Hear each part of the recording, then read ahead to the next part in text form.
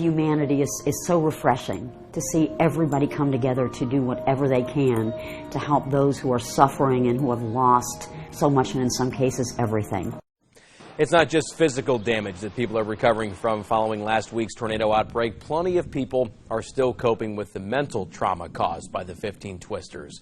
Good evening, I'm John Bedell. Tonight, News Center 7's James Ryder is live in Beaver Creek after sitting down with one psychologist who's providing mental and emotional health support for many impacted by the devastation. James?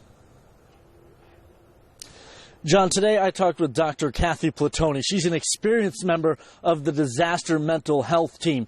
So often in times like this, we're talking about the physical damage left behind from the storms, but Dr. Platoni says the mental trauma is very important to address early. People don't care how much you know until they know how much you care. So just showing that you care, that you will come back, that you will minister to them in any way you can, and sometimes it's just the ministry of your presence that makes a difference. Saturday, while talking to tornado victims, she heard gut-wrenching stories. Many people that are now left with nothing. For those left without a home, it becomes that much more difficult. The one thing that you can always count on, or usually count on, is being able to go home.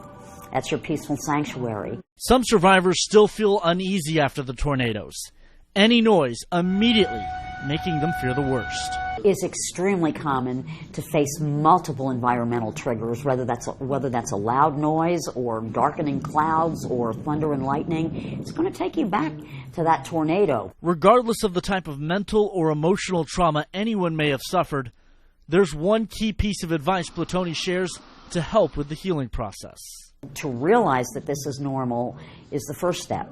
To talk about it is the second step. Don't keep this to yourself. Talk about it. Let it go. Because once you talk about it, it diminishes the power of those triggers and the actual events themselves to impact you.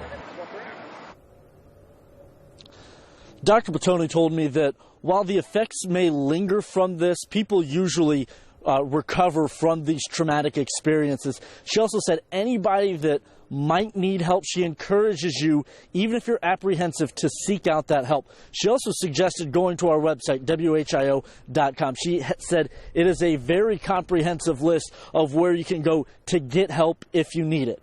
Reporting live in Beaver Creek, James Ryder, News Center 7.